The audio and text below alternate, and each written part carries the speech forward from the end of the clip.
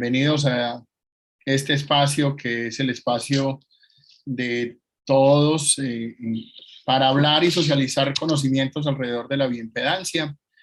Hoy nos está acompañando Oleida Tapasco. Ella es aspirante a doctora en Ciencias Biomédicas de la Universidad de Caldas. La acompaña su profesor, tutor, el doctor Carlos Augusto, que además es miembro de este equipo de trabajo.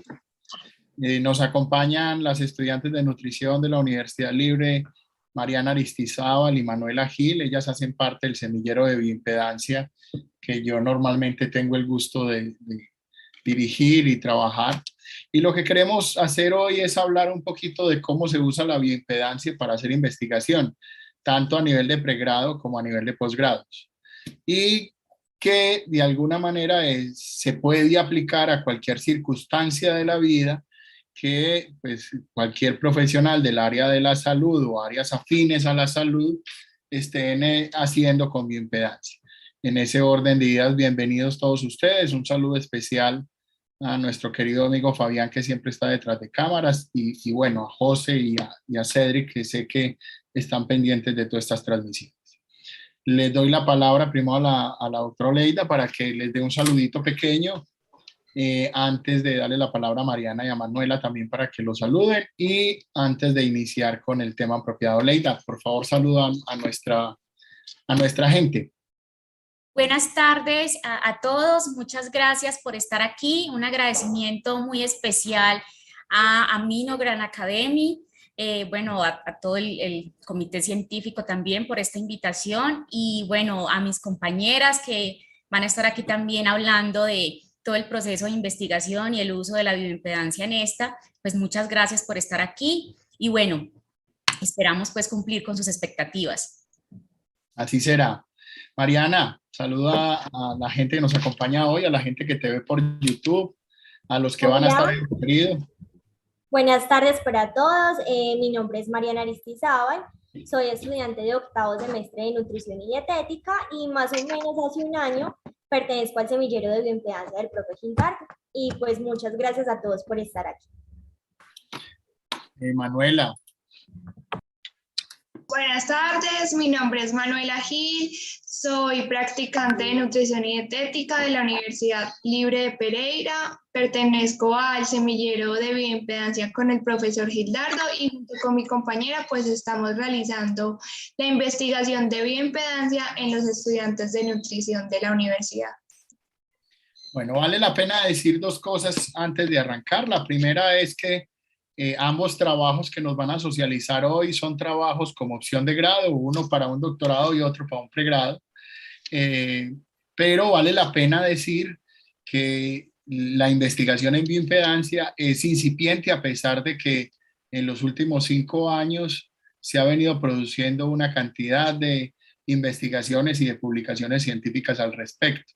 Para nadie es un secreto que hace poco acaba de salir un artículo de revista del impacto que tiene el ángulo de fase como valor pronóstico de sobrevivencia al COVID, por ejemplo. Y tiene muchas otras aplicaciones. Sé que la gente de Unicinu que nos están escuchando, con los que estamos haciendo una investigación desde hace un año para determinar si efectivamente el ángulo de fase es valor predictivo en estado nutricional y si eso tiene algún impacto en la sobrevivencia. Y existen múltiples investigaciones en el mundo, muchas de ellas que ni siquiera tenemos conciencia y no hemos podido traer. La importancia de que todos aquellos que nos estén escuchando, ya sea en directo o diferido, por cualquiera de nuestras plataformas, si tiene alguna intencionalidad de contar qué está haciendo con la bioimpedancia, este es un lugar para ustedes y bienvenidos todos. Vamos a entrar entonces en materia. La primera pregunta que les tengo a las personas o las chicas que nos acompañan. Esto parece ser un preludio, mi querido doctor Carlos, del foro que va a haber en el Congreso de Bioimpedancia por allá en noviembre, que va a hablar sobre las mujeres que trabajan con bioimpedancia en el mundo. Entonces diría yo que hoy todas nuestras acompañantes son mujeres, cosa que me alegra bastante. En ese orden de ideas, yo quisiera que les contaran a la gente inicialmente de qué trata su investigación, por qué decidieron investigar eso y por qué no otra cosa. Empecemos con la doctora Oleida, por favor. Bueno, muchas gracias, Gildardo. Entonces voy a aprovechar para compartirles una presentación. No voy a hacer la presentación completa, sino que quisiera mostrarles pues algunos apartes de la misma. Entonces, ¿están viendo ahí mi pantalla? Sí, Oleida, estamos viendo. Perfecto, entonces, bueno, no les había dicho en la presentación, pero bueno, yo soy estudiante, candidata a doctora en el programa de doctorado en Ciencias Biomédicas aquí en la Universidad de Caldas, y pues mi proyecto de investigación se denomina modulación de la microbiota intestinal mediante un protocolo de hidroterapia de colon en mujeres jóvenes con sobrepeso. Hago parte del semillero y grupo de investigación en bioimpedancia eléctrica de aquí de la Universidad de Caldas, el cual es dirigido por el doctor Carlos Augusto González Correa. Entonces, aquí brevemente, esto pues digamos, es información que tenía para otra presentación, pero sí quiero mostrarles algo que es muy interesante, que es el objetivo, o sea, de qué se trata la investigación y por qué decidimos hacerlo. Muy bien, entonces, esto es información que no es relevante para el tema, pero bueno, en principio, pues estamos hablando del sobrepeso como una, digamos en este momento, ya como la sindemia del siglo XXI, pues porque, como ustedes pueden ver en esta imagen, por ejemplo, para Colombia, el 56,4% de la población adulta tiene sobrepeso u obesidad.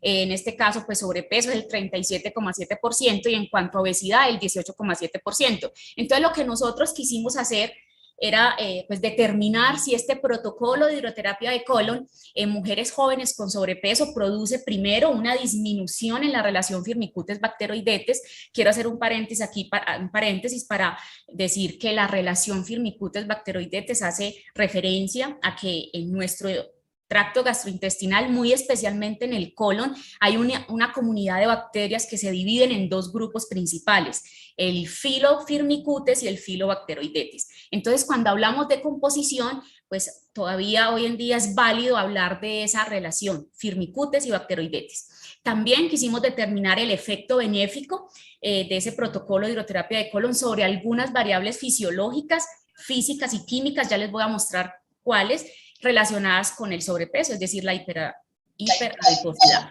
Tercero, mirar si se presentaba una asociación estadística entre esa relación firmicutes-bacteroidetes y el efecto benéfico en las variables fisiológicas que medimos. Entonces, pues ya los objetivos específicos, aquí sí les muestro las variables físicas y químicas como tal, era entonces mirar el cambio que podía producir ese protocolo de hidroterapia de colon sobre las variables físicas. Un ejemplo, el peso, el perímetro abdominal, el índice de masa corporal, etcétera.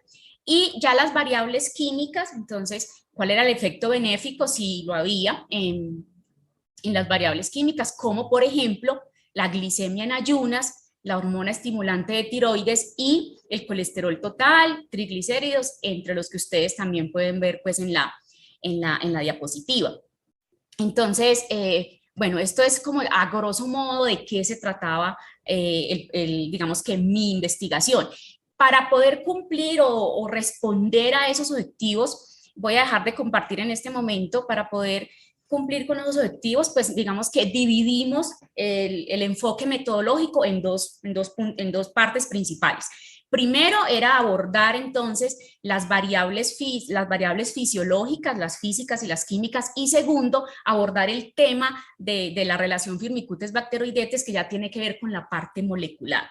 Entonces, para determinar ese cambio en las variables físicas, en este caso el peso, el índice de masa corporal, etcétera, pues digamos que la técnica que se usó, y obedeciendo, claro, a la línea de investigación a la cual pertenezco y pues que es del grupo de investigación también al que estoy adscrita, que es la bioimpedancia eléctrica. Entonces, utilizamos esta técnica para determinar esos cambios en la composición corporal de las participantes. No sé, Gildardo, ¿me recuerdas, porfa, la otra pregunta? ¿Era de qué se trataba y qué otra cosa?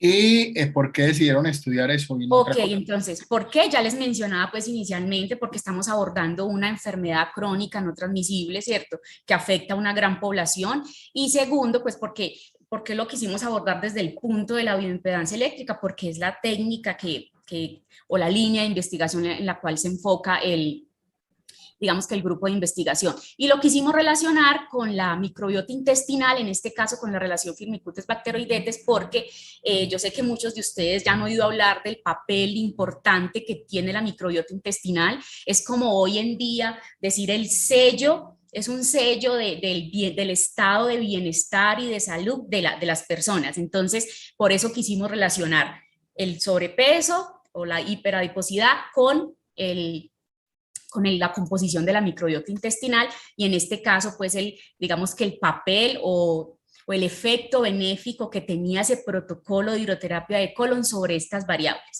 No sé si está claro. Está muy claro, Leida. Y entonces, ¿cuál fue el papel de la bioimpedancia en el proceso? Claro, no, el papel de la bioimpedancia en este caso pues fue determinar mediante la técnica si se presentó un cambio después de la intervención, ¿cierto? Después de la intervención que le hicimos a las chicas. En este caso, pues les cabe mencionar que trabajamos con 12 voluntarias, mujeres jóvenes entre 18 y 24 años de edad, chicas con sobrepeso. Y pues la idea, o sea, ¿cómo usamos la bioimpedancia en este caso? Para determinar si se presentaba un cambio después de la intervención en la composición corporal de las chicas, especialmente en el peso y en el índice de masa corporal. Obviamente en otras variables también, como el porcentaje de grasa, ¿cierto? También en cómo mejoraba o cambiaba, por ejemplo, la masa muscular, etcétera. Muy bien. Chicas, ¿por qué no nos cuentan ustedes? Ya les voy a compartir pantalla, que por aquí tengo su presentación. ¿Por qué no le cuentan entonces ustedes a la gente que nos acompaña por qué decidieron estudiar esto y cómo lo han hecho hasta ahora? Bueno, muchas gracias por cederme la palabra. Les voy a contar un poco acerca del estudio que estamos realizando. Bueno, nosotros estamos haciendo una comparación de la composición corporal por bioimpedancia en los estudiantes de primer y séptimo semestre de nutrición y dietética de la Universidad Libre. Este estudio lo realizamos durante el primer semestre de este año. Siguiente, por favor. Bueno, nuestro objetivo es establecer la diferencia de la composición corporal de los estudiantes entre primer y séptimo semestre. Nuestra hipótesis es que a medida que avanza la carrera o que van adquiriendo conocimientos, ellos tienen como un criterio, por decirlo así, para modificar o cambiar su composición corporal. Lo primero que hicimos fue realizar una evaluación de la composición corporal en los estudiantes. Y en este momento nos encontramos haciendo una comparación de los resultados obtenidos por bioimpedancia. Bueno, ahora les voy a contar entonces un poquito acerca de nuestra metodología. En cuanto a la población y muestra, como ya lo dije anteriormente, se realizó en la Universidad Libre con el programa de nutrición y dietética de primer y séptimo semestre. Para la estandarización, para que los datos fueran de una buena calidad, una persona se encargó de la toma y el registro de las medidas. Y también contamos con el acompañamiento de un docente experto en el área, como es el profesor Quintana. Ya para los materiales, utilizamos entonces un estadiómetro para la toma de la estatura, con una capacidad de 2 metros y una sensibilidad de 1 milímetro. También utilizamos una balanza con una capacidad de 180 kilogramos y un bioimpedanciómetro, que es un equipo francés, es multifrecuencia, multialgoritmo y es portátil, y tiene un software que nos permite almacenar la información de cada usuario. Después ya lo descargamos a Excel y nos permite su posterior tabulación. Siguiente, por favor. Bueno, en cuanto a los instrumentos, utilizamos entonces un formulario donde se registraba la institución, el nombre de la persona, el apellido, fecha de nacimiento, género, también el peso, la talla, el nivel de actividad física y en el caso de las mujeres se les preguntó el tamaño de la copa. Ya para los métodos de recolección de datos, los sujetos se evaluaron con un mínimo de ropa posible, de acuerdo pues a las medidas establecidas internacionalmente. El peso se tomó en 2 oportunidades, devuélvelo un momento, por favor. Se tomó en 2 oportunidades y se registró en kilogramos. La talla también se tomó 2 oportunidades y se registró en centímetros. Listo. Ahora entonces ya hablamos de la gestión del dato. Para la sistematización, entonces se descargaron los datos del software Excel, se tabularon y ya se organizaron en gráficas y cuadros. Para el control de la calidad se realizó una observación directa y también se realizó el diligenciamiento de los formularios. Para los aspectos éticos, entonces a cada participante se le entregó un formulario con un consentimiento informado, donde decía que nuestra investigación no presentaba ningún riesgo para la salud humana, ni ambiental, ni social. Ok. Espérenme un segundito, yo vuelvo por acá. Voy a dejar de compartir un segundo. Okay. Para que entremos en otra materia ya y es, bueno, yo entiendo que Oleida entonces lo que quería mirar era con la bioimpedancia, cómo el impacto del tratamiento que estaban haciendo cambiaba la composición corporal. Entonces me imagino que también tomaron antes la composición corporal por bioimpedancia y compararon después de hacer el tratamiento cuáles fueron los resultados. Y las estudiantes de pregrado, de alguna manera, lo que hicieron o lo que pretendían hacer era comparar la bioimpedancia de un semestre con respecto al otro, entendiendo que quizás estudiar nutrición por sí solo debería generar con el tiempo un cambio en la composición corporal, entendiendo que la gente pues debería de tener y aplicar aquello que sabe que tiene que ser una dieta saludable y que es lo que promulga. En ese orden de ideas, pues quiero que Oleida entre en materia con sus resultados. ¿Qué encontró? Yo les pediría a todos que hagamos mucho énfasis en resultados generales y para último podamos tocar los indicadores que más les importa a la gente en el uso de los resultados. Así que Oleida, por favor, entonces nos cuenta qué fue lo que encontraste.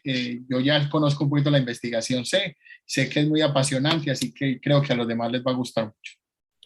Perfecto, muchas gracias, Gildardo. Voy a continuar acá. Regálenme un segundo, por favor. Yo voy a buscar los resultados como tal. Muy bien, para empezar a compartir.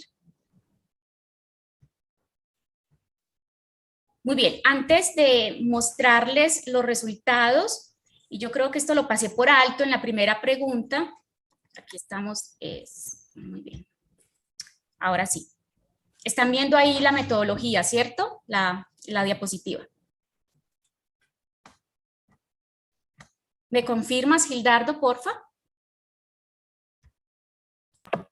Sí, sí, está bien. Ok, perfecto, listo. Entonces, antes de mostrar los resultados, quisiera contarles entonces que para hacer este trabajo, pues el número de participantes, ya les había dicho, eran 12 chicas voluntarias que tenían sobrepeso y hacían parte aquí de la comunidad universitaria.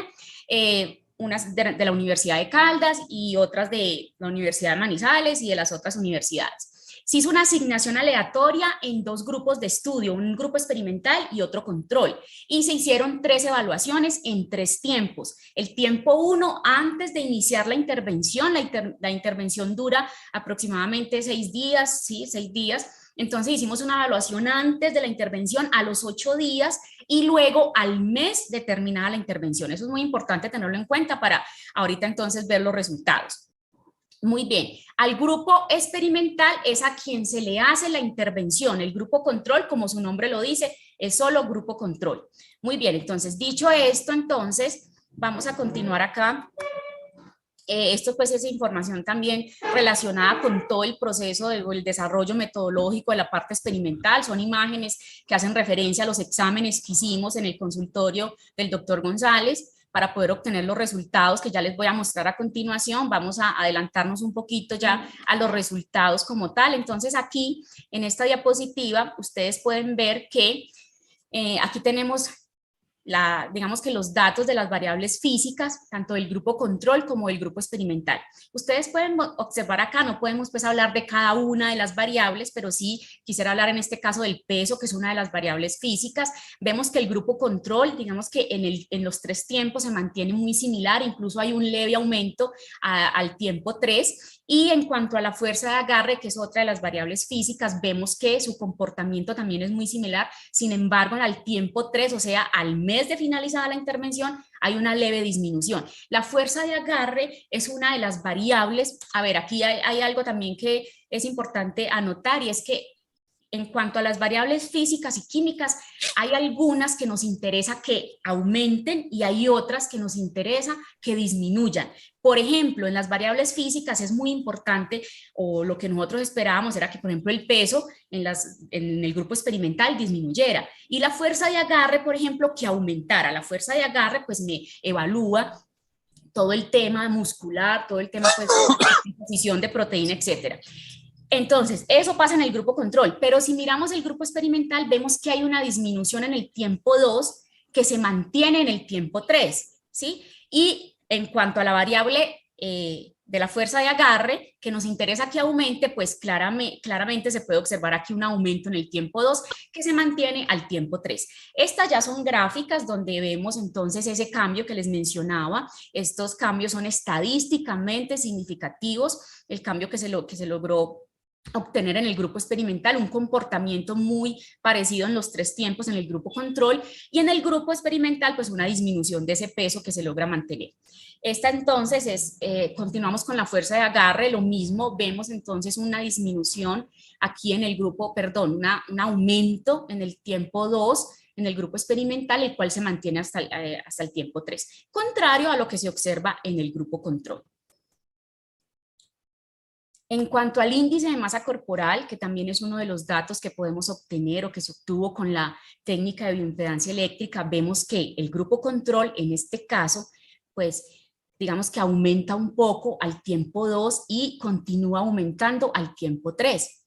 Y el grupo experimental, pues vemos que hay una disminución, ya que al disminuir el peso, pues esta variable, que es el índice de masa corporal, claro está que disminuye en el tiempo 2, y esos cambios que se obtienen se logran mantener al tiempo 3, es decir, al mes de haber terminada la intervención. Entonces, estos son eso es en cuanto a las variables físicas. También quisiera mostrarles lo que sucede con las variables químicas. Las variables químicas son aquellas, pues les decimos variables químicas porque son variables digamos que se obtienen a través de un proceso en el laboratorio. En este caso, pues hablamos de la glicemia en ayunas, la hormona estimulante de tiroides, la PCR, etcétera, las que ustedes pueden ver aquí pues en la presentación. El comportamiento es muy similar, vemos que en el grupo control, ahí digamos que los datos de estas variables, hay un leve aumento aquí en el tiempo 2 y se mantiene en el tiempo 3 en cuanto a la proteína C reactiva, que es un biomarcador de inflamación. En cuanto al colesterol total, vemos también un comportamiento muy similar, de hecho, pues un leve aumento en el tiempo 3. Y el colesterol HDL, que es una de las variables que nos interesa que disminuya, porque el colesterol HDL, digamos que es un cardioprotector, vemos que en el grupo control el comportamiento al tiempo 2 es muy similar, no hay aumento de esa variable, pero sí hay una disminución en el tiempo 3, en ese valor de colesterol HDL. Cuando miramos el grupo experimental, vemos que la proteína C reactiva disminuye, ese es el biomarcador de inflamación, disminuye en el tiempo 2 y continúa disminuyendo al tiempo 3, digamos que llegando al nivel o estando digamos que en el valor de referencia pues ideal para este caso. Y en cuanto al colesterol total, vemos también una disminución en el tiempo 2 que se mantiene, incluso sí continúa disminuyendo al tiempo 3. Y en cuanto al colesterol HDL, que es la variable en este caso que nos interesa que aumente, también aquí pues hay un aumento importante en el tiempo 2 que se mantiene al tiempo 3. Entonces, esto en cuanto a los resultados de las variables químicas y físicas. Bueno, estos son pues los gráficos, ahí están claramente lo que ya les mostraba en la tabla, se muestra aquí en los gráficos, el cambio importante en el grupo experimental y contrario a lo que se observa en el grupo control. Estas son pues las variables. Vamos a continuar con, aquí hay otra información que les quiero mostrar también, que es la variable biológica que hace referencia a la relación Firmicutes-Bacteroidetes. Ya les había explicado que la relación Firmicutes-Bacteroidetes, pues digamos que nos da una primera mirada de cómo está esa composición corporal. Ya en varias publicaciones pues, digamos que se ha puesto de manifiesto que esa relación Firmicutes-Bacteroidetes cambia de un individuo a otro dependiendo de su composición corporal. Es decir, es muy diferente esa relación Firmicutes-Bacteroidetes en una persona que tiene sobrepeso que en una persona que pues tiene, digamos, una composición corporal ideal, que hace ejercicio, que se alimenta bien. Entonces, ¿qué podemos observar en cuanto a esta variable? Vemos que en el grupo control, a pesar de que hay una leve disminución en el tiempo 2, al tiempo 3 hay un aumento que está incluso por encima de lo que podemos observar en el tiempo 3. En el grupo experimental vemos que hay una disminución en el tiempo 2 que se logra mantener al tiempo 3. Entonces, estos resultados, pues digamos que responden a la hipótesis inicial que nosotros nos planteamos en el proyecto, que era determinar si realmente el protocolo de hidroterapia de colon pues producía ese cambio en la relación firmicutes-bacteroidetes y digamos que un efecto benéfico sobre esas variables físicas y químicas de las cuales ya les hablé. En este punto, pues sí quisiera hacer, digamos que un paréntesis también para hablar de la importancia que fue para nosotros contar. Voy a dejar de compartir aquí. Lo importante que fue para el grupo de investigación y muy especialmente para mi proyecto, pues contar con el equipo, de hecho pues aquí lo tengo, con nuestro Biodi Expert proporcionado por la compañía francesa. Entonces fue muy importante y les voy a contar por qué. Resulta que ustedes pueden ver aquí al fondo, ¿sí? Este es uno de los espacios del grupo de investigación en bioimpedancia eléctrica. Este es uno de los laboratorios de bioimpedancia eléctrica en el cual contamos, pues porque se han ido adquiriendo con varios equipos de bioimpedancia eléctrica, ¿cierto? Hay varios equipos acá y lo que con el doctor Carlos habíamos planteado inicialmente era poder hacer esas mediciones o hacer digamos los exámenes en los 3 tiempos utilizando los equipos con los que contamos aquí en el grupo, con el fin de al final pues mirar si hay una diferencia en esas mediciones. Pero desafortunadamente, pues digamos que no se pudo hacer eso, ya que digamos que por todo el tema logístico, es importante aquí aclarar que todo el proceso de la fase experimental se llevó a cabo en pandemia, ¿cierto? Entonces estábamos trabajando con chicas con sobrepeso. El sobrepeso es un factor de riesgo y en este caso pues era difícil que ellas se movieran, entonces que salieran de su casa, etcétera. Entonces las mediciones se hicieron en el consultorio del doctor González. Entonces esa ya era la primera dificultad para poder mover los equipos de aquí hasta el consultorio. Pues dificultad que no digamos que no se presenta con el Biodi Expert, porque ustedes lo conocen, es un equipo muy fácil de mover, de llevar, no pesa nada, yo lo podía de hecho guardar en mi cartera, entonces no había ningún inconveniente.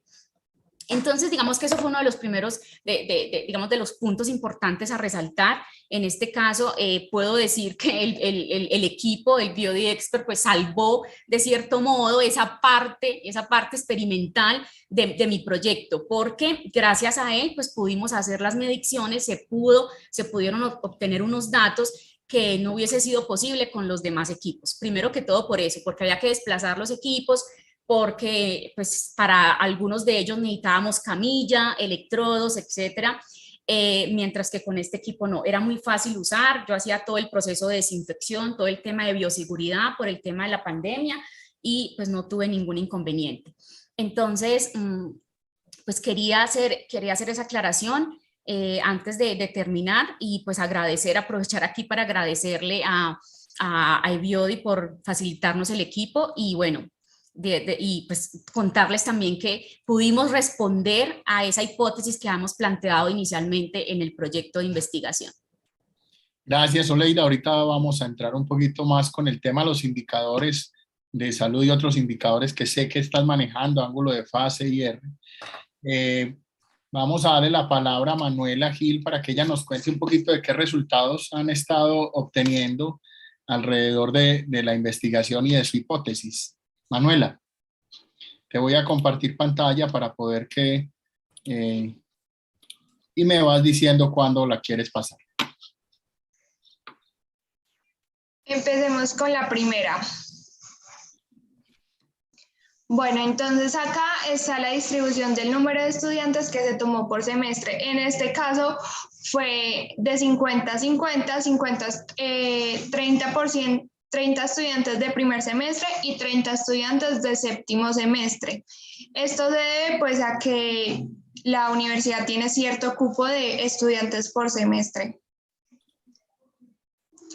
Distribución de género en total de estudiantes, entonces acá encontramos que el 80% es de género femenino y el 20% de género masculino.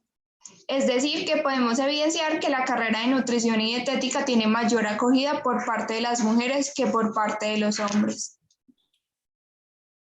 Distribución por rango de edad de los estudiantes, entonces acá podemos evidenciar que aproximadamente el 66% de los estudiantes están en un rango de edad de 18 a 25 años y un 18% se encuentra en un rango menor a 18 años. Es importante pues aclarar que este rango de edad que está de menor a 18 años está presente principalmente en primer semestre que en séptimo semestre. Siguiente, profe.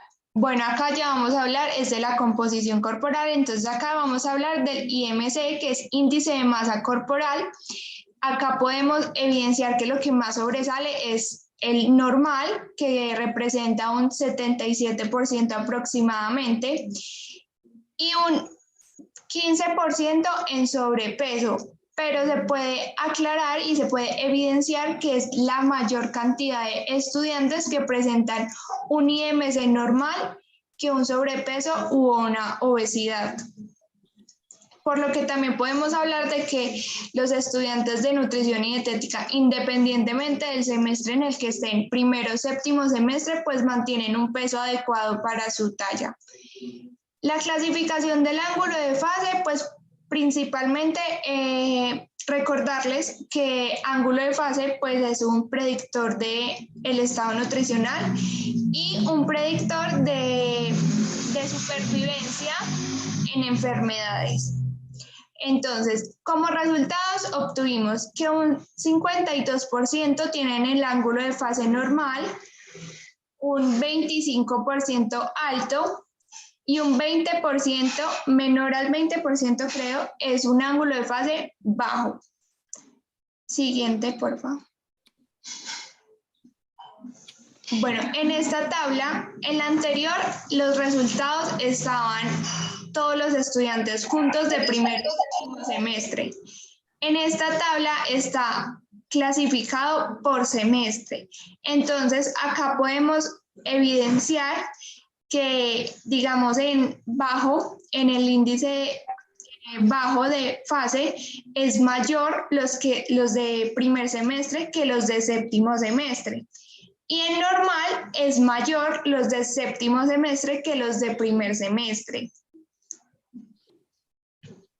Siguiente. Bueno, en cuanto al IR, que es un predictor también, es inflamación celular, también nos podemos dar cuenta que el 55% de los estudiantes presenta un IR alto, mientras que un 45% de los estudiantes presenta un IR normal. Esto, como ya lo dije antes, pues esta tabla acá no está discriminando semestres, simplemente está juntando los dos semestres, el total de los estudiantes.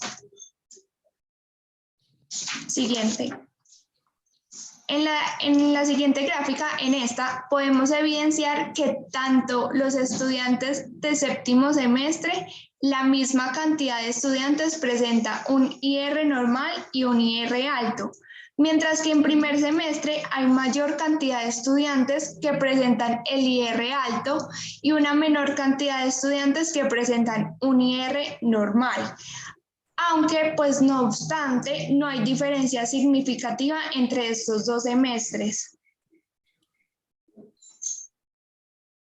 La clasificación del porcentaje de grasa según la Organización Mundial de Salud, entonces encontramos que aproximadamente el 28% de los estudiantes presenta un porcentaje de grasa delgado, un 25% óptimo, digamos que un 27% en sobrepeso, pero si nos pues si nos ponemos a analizar bien, es más la cantidad de personas y de estudiantes que presentan un porcentaje de grasa adecuado u delgado que el sobrepeso u obesidad. Siguiente. Bueno, esperaríamos un momentico para contarles antes de la conclusión, para darle la palabra a la doctora Oleida y que nos vuelva a contar entonces ahora sí un poquito de los indicadores de bioimpedancia, cómo encontró a a los pacientes con los que estaba experimentando y al grupo control. Oleida. Estaba con el micrófono silenciado, perfecto. Gildardo, muchas gracias. Entonces voy a volver aquí a compartirles. Regálenme un segundo, por favor. Muy bien, entonces, como estamos hablando de, digamos, de los indicadores relacionados pues con bioimpedancia eléctrica y lo que logramos hacer con nuestro equipo, con el BioDXpert aquí, entonces en este caso pues vamos a hacer más énfasis en las variables físicas, que es donde se agrupan todo el tema de los indicadores relacionados pues con la bioimpedancia. En esta imagen ustedes pueden ver en este cuadro el mensaje digamos que envía, o el mensaje principal es que, en este caso, el grupo control, ustedes pueden ver aquí que cuando bueno, esta comparación es intragrupo, es decir, cómo se comportó el grupo en los diferentes tiempos, ¿cierto? Entonces, aquí en el grupo control ustedes pueden ver que en cuanto al tiempo 2, o lo que se evidenció en el tiempo 2 respecto al tiempo 1 es que se pudieron, digamos, hallar unos cambios estadísticamente significativos en el grupo control, pero que eran desfavorables para el grupo. Es decir, por ejemplo, ustedes pueden ver ahí un p-valor por debajo de 0,05, ¿cierto? En perímetro abdominal y en índice de masa corporal, pero esto es desfavorable, es decir, que ese perímetro abdominal en el grupo control aumentó en el tiempo 2 después de haber terminado la intervención. Lo mismo pasó con el índice de masa corporal. ¿Por qué? Porque estas chicas pues tuvieron un leve aumento de peso, lo que obviamente tuvo una influencia sobre el índice de masa corporal. En cuanto al tiempo 3, con respecto al tiempo 2, vemos que no hay diferencia estadísticamente significativa aquí en el grupo control. Sin embargo, pues claro, al comparar el tiempo 3 con el tiempo 1, sí hay diferencia estadística tanto en el perímetro abdominal como en el índice de masa corporal. ¿Por qué? Porque continuaron aumentando. Muy bien. Aquí en el peso, igual tenemos aquí digamos que una diferencia, pero como ya les mencioné, esa diferencia estadística es desfavorable para este grupo control. Contrario a lo que ustedes pueden observar aquí en el grupo experimental, donde todas las variables, sin excepción, tuvieron un cambio estadísticamente significativo al tiempo 2, pero favorable para el grupo, tanto en aquellas variables que nos interesaba que disminuyeran, como por ejemplo el perímetro abdominal, el índice de masa corporal, porcentaje de masa grasa bruta, peso, etc. En el tiempo 2. Y cuando comparamos el tiempo 3, aquí, la segunda comparación, el tiempo 3, respecto al tiempo 2, que es la segunda casilla, pues vemos que no hay diferencia estadísticamente significativa. Eso lo que nos quiere decir es que ellas lograron conservar ese cambio que obtuvieron al terminar la intervención, lo lograron conservar hasta el tiempo 3, es decir, al mes cuando hicimos la tercera evaluación. Y pues claro, al comparar el tiempo 3 con el tiempo 1, vemos que sí hay una diferencia estadísticamente significativa. Entonces, para responder ya la pregunta que me hace Gildardo respecto a, digamos que los indicadores que más me llamaron la atención en cuanto a lo que nos puede entregar el BioDXpert, pues yo realmente digo que, o sea, lo que en mi caso, para mi trabajo, lo que más me llamó la atención o con los que yo más trabajé fue, claro está, con el índice de masa corporal, con el porcentaje de masa grasa bruta, obviamente el ángulo de fase también lo evaluamos, la masa muscular esquelética, el agua total, la hidratación, el equilibrio de agua, tanto de agua extracelular como intracelular, pero también quiero pues comentarles aquí que en este caso, digamos que estamos en estamos en el proceso de publicación de esos resultados y el primer artículo que estamos en este momento ya terminando hace referencia a los cambios en esas variables fisiológicas, físicas y químicas, y ahí entra obviamente el peso y el índice de masa corporal, el porcentaje de grasa bruta. Sin embargo, con el doctor Carlos sí queremos hacer un análisis de esos cambios, ya entrando un poco más, ahondando un poco más en cuanto al tema de la bioimpedancia eléctrica. En este caso, pues queremos mirar los datos de impedancia, ver qué cambios se presentaron ahí y también mirar cómo se comportó el ángulo de fase. Entonces, pues yo creo que aquí quisiera compartirles en ese momento, yo creo que están viendo ahí la presentación. Sí. En este caso, pues digamos que son los datos de una de las participantes. Entonces, ustedes pueden ver acá, por ejemplo, el indicador peso, cómo es el comportamiento desde el inicio del tratamiento hasta el final de la intervención. Ustedes pueden ver acá pues una disminución, en este caso de 3,3 kilogramos. ¿Cierto? Solo con la intervención de los 8 días o con el tratamiento de hidroterapia de colon.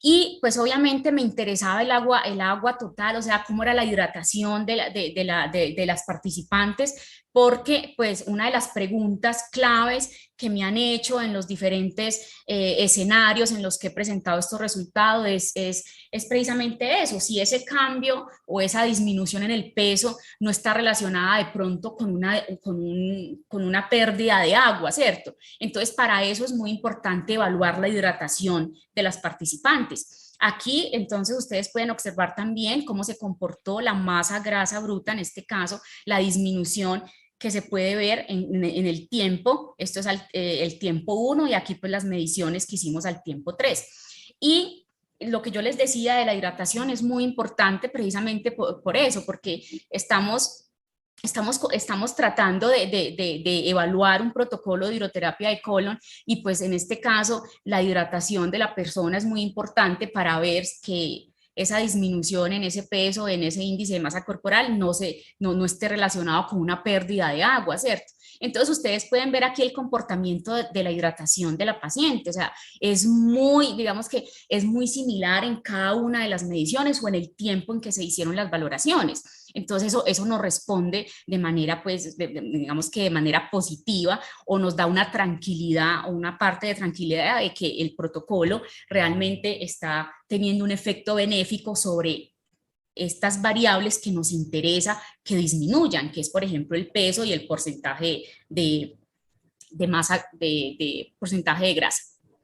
Entonces, no sé, Gildardo, si con esto responda a tu pregunta o quieres que te dé más información sobre lo que encontré. Ahorita miramos a ver qué preguntas tiene el público y si no tratamos de dar un poquito más de profundidad, Oleida. Para que le demos la palabra a Mariana, que nos va a contar entonces cuáles son los indicadores de bioimpedancia que trabajaron desde la composición corporal y cuáles fueron de salud. Mariana. Listo. Okay. Aquí tenemos entonces un gráfico de cajas. En el primero de ellos vemos el ángulo de fase.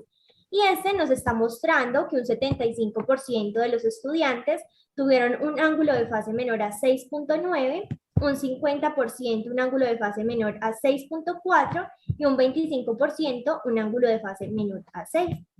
En la gráfica del lado derecho tenemos el IR, que es la inflamación celular, y obtuvimos que un 75% tienen un IR menor a 0.82, un 50% un IR menor a 0.81 y un 25% un IR menor a 0.71. Ya para concluir tenemos entonces los indicadores de composición corporal.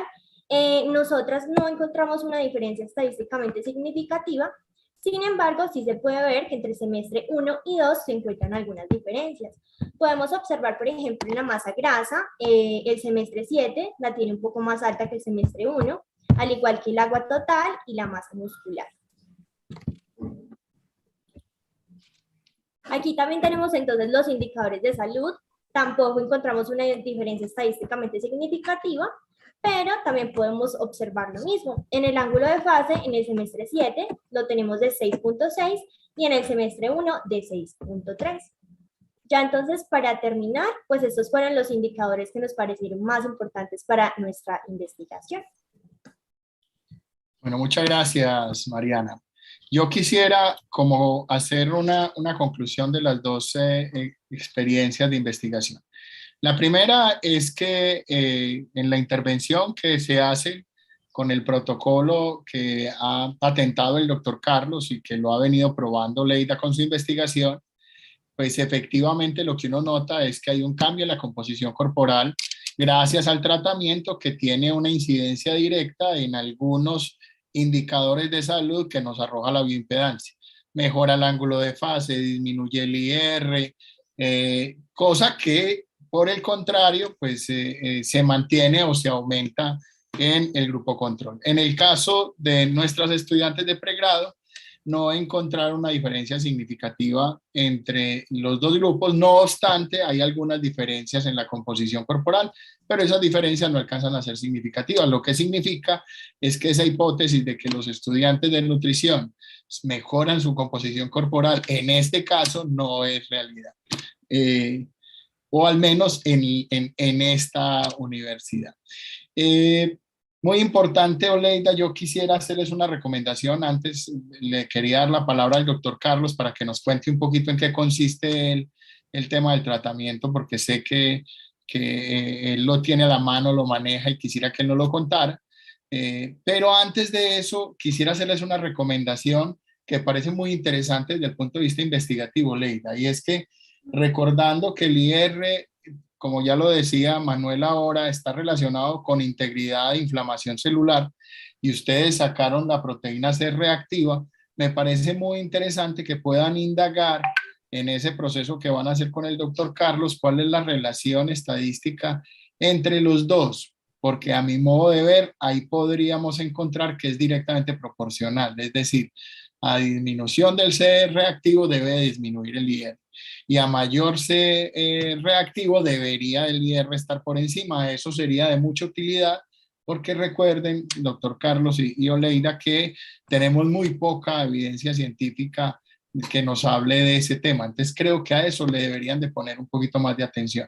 Doctor Carlos, no sé si usted nos está escuchando para que nos cuente un poquito del tratamiento por ahí en unos 2-3 minuticos antes de hacer una pregunta que tiene aquí Ricardo Dávila. Adelante, doctor. Un placer saludarte, Carlos. Gracias, igualmente, Gilardo. No, sí, lo que tocas decir es muy importante. El problema es que tenemos muchos datos por ahora y entonces quisimos dejar eso aparte, aunque en principio, así, a primera vista, esa correlación no parecería que existiera. Entonces eso nos llamó la atención, ¿cierto? Entonces, como pensamos que, digamos, la sola impedancia da tantos datos, entonces es mejor, y además tuvimos datos día por día, ¿cierto? Durante el tratamiento. Y entonces Oleida ya señaló algo con respecto a eso. En cuanto al tratamiento, pues yo les digo que esto, pues digamos, este tratamiento realmente yo no me lo inventé, yo lo adopté de un protocolo norteamericano, pero digamos, esto es prácticamente una revolución del tiempo de la medicina moderna, porque, digamos, hay algo que se está estudiando ahora mucho, es la microbiota intestinal. Hay autores que dicen que nosotros, los mamíferos, nosotros somos animales, pues, mamíferos, si se quiere, y todos estamos trabajando para esas bacterias. De manera que desde hace unos 10, 15 años la ciencia se volcó sobre el estudio de la microbiota intestinal, sobre todo, aunque todo el microbiota tenemos en la piel, en las mujeres en el tracto vaginal, el tracto respiratorio, etcétera, pero la mayor parte de esa microbiota se ubica en el intestino y sobre todo en el colon. Entonces nosotros lo que hacemos es una modulación de esa microbiota y la propuesta, como lo dijo Leida, es que si una persona quiere empezar un tratamiento de adelgazamiento, el ideal sería que hiciera este tipo de intervención primero, donde hay un recambio favorable de la microbiota intestinal, donde la persona se va a sentir muy bien y seguramente en el momento en que empiece a mejorar, digamos, su actividad física y a mejorar su alimentación, va a responder de una manera muchísimo mejor a lo que se conoce hasta el momento. Entonces, estamos pues como trabajando dos áreas de punta que son la bioimpedancia eléctrica y la modulación de la microbiota intestinal. Además, el problema de la microbiota es que no solo está relacionado con la obesidad y la diabetes, que son las dos enfermedades que más se han estudiado con respecto a esto, sino con todas, prácticamente todas las enfermedades crónicas no transmisibles, y estamos hablando de cáncer, estamos hablando de enfermedades neurodegenerativas como el Alzheimer, el Parkinson, estamos hablando de la depresión, estamos hablando de todas las enfermedades que hasta ahora se consideran como autoinmunes, tipo artritis, etc. Entonces yo los invito a que lean sobre esto. Cada día hay más y más publicaciones, el papel de la microbiota, incluso se hacen en algunas partes, en Estados Unidos sobre todo, se está estudiando y ya se usa el trasplante de materia fecal de personas sanas, o en el caso de obesidad, de personas delgadas a personas con sobrepeso u obesidad. Nosotros lo que planteamos es que mejor que un trasplante de materia fecal, que es complicado, ¿cierto? Aquí en Colombia creo que hay una sola parte donde lo hacen, me comentó un médico, no sé exactamente dónde, en Bogotá. Pero esto es un tratamiento que la persona se puede hacer ambulatoriamente. De hecho, pues por ahí la mitad de los pacientes que yo he tratado con esto se han hecho el tratamiento en casa y otros en el consultorio. El efecto es el mismo. Es algo de bajo costo, de bajo riesgo, con un efecto inmediato.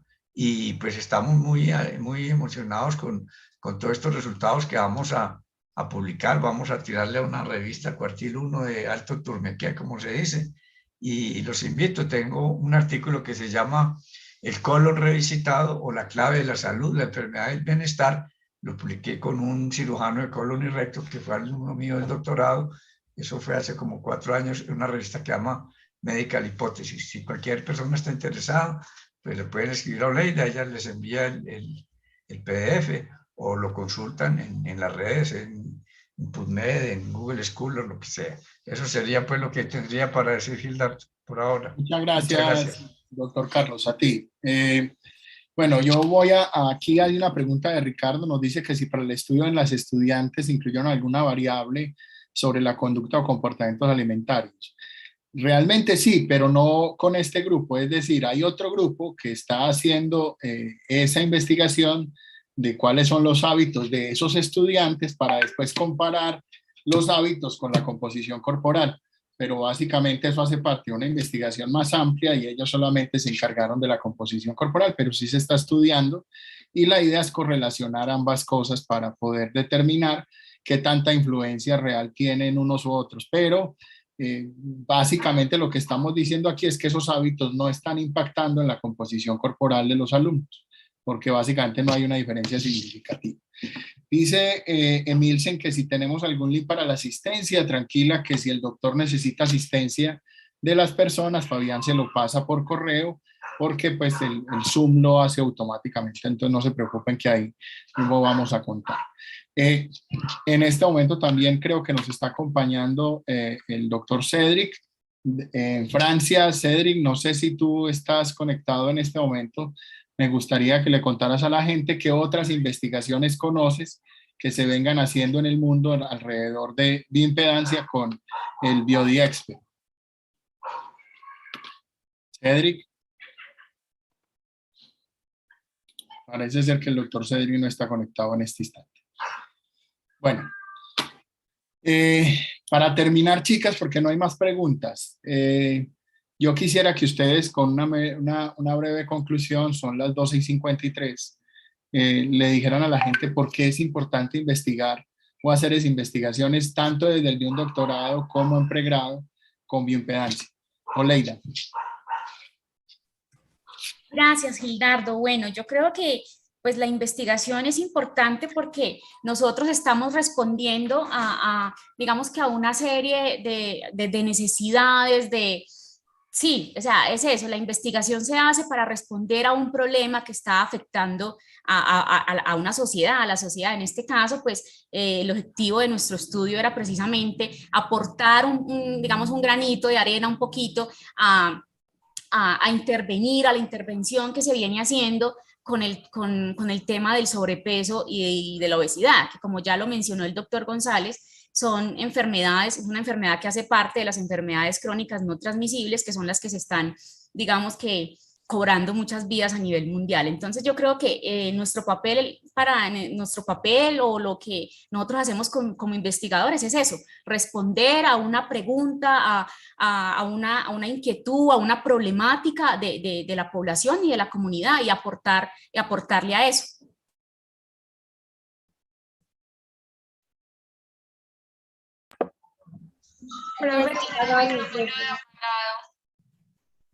Perdón, es que aquí tengo en la unidad unos Pedros ladrando ya rato de un avión.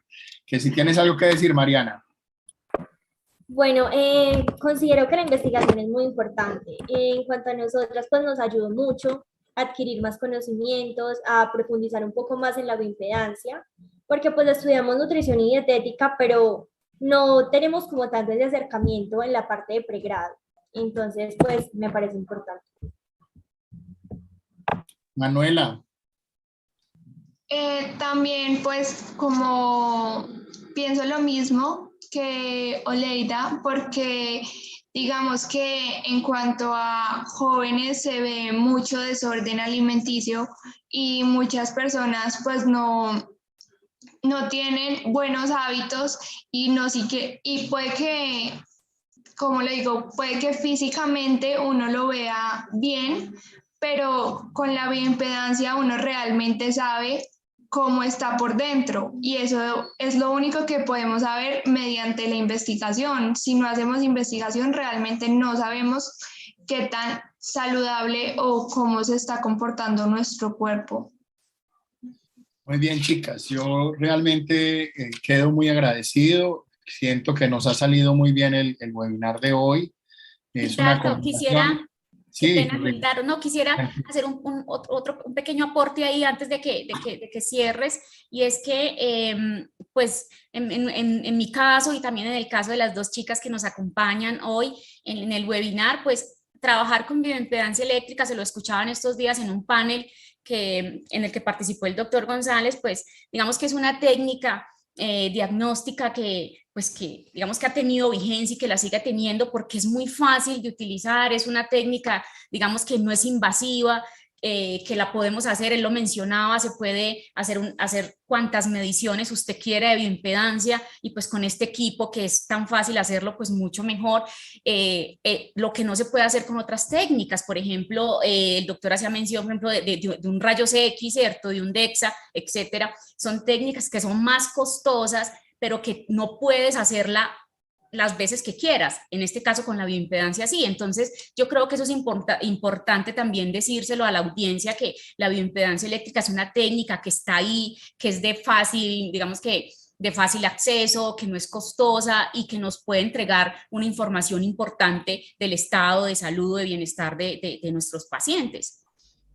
Así es, así es. Yo lo que creo es que, si bien es cierto, hemos crecido mucho con investigaciones alrededor del mundo, en América Latina el asunto es muy incipiente. Creo que en eso nos lleva ventaja un poquito México. Colombia creo que apenas estamos dando los primeros pinos con este proceso, pero que es muy importante por las aplicaciones que tiene. Les voy a poner un ejemplo. Toda la evaluación de nutrición y salud de los animales marinos los hacen a través de bioimpedancia, por ejemplo. Y si esas aplicaciones las tienen en animales, es porque ya está probado realmente que tiene un alto grado de confiabilidad. A veces la gente considera que es mucho más importante seguir haciendo antropometría, y que la antropometría es mucho más confiable que la bioimpedancia. Yo lo único que tendría para decir, y siempre lo digo, es que son complementarias, que una se complementa con la otra, y que lo que cada profesional debe hacer es que si hace una evaluación con una técnica o un método, debe seguir la evaluación con el mismo método.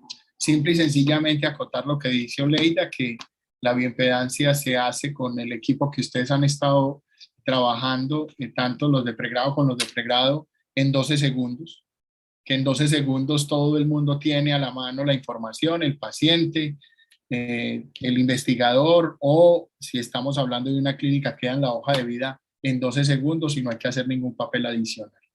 En ese orden de ideas, invitarlos a que todos investiguen, a que hay muchas áreas de investigación en bioimpedancia, muchas aplicaciones, muchas aún por descubrir, y todos los que somos académicos, pues estamos llamados a seguir haciendo crecer el conocimiento alrededor de la bioimpedancia, y la mejor manera es haciendo investigación. A ustedes muchísimas gracias, aplaudir su compromiso, lo han hecho muy bien todas, así que felicitaciones y espero que nos volvamos a encontrar, Oleida, en cualquier espacio. Creo que para el Congreso en noviembre lo volveremos a hacer. Y bueno, chicas, nosotros estaremos esta semana tratando de terminar el informe de investigación para que puedan grabar. Un abrazo a todos mis estudiantes, a todos Muchas gracias, feliz tarde. Y a toda la gente que nos ve por YouTube y por los diferentes canales digitales. Un abrazo. Feliz semana para todos, nos vemos en 15 días. Hasta luego, chao. Adiós.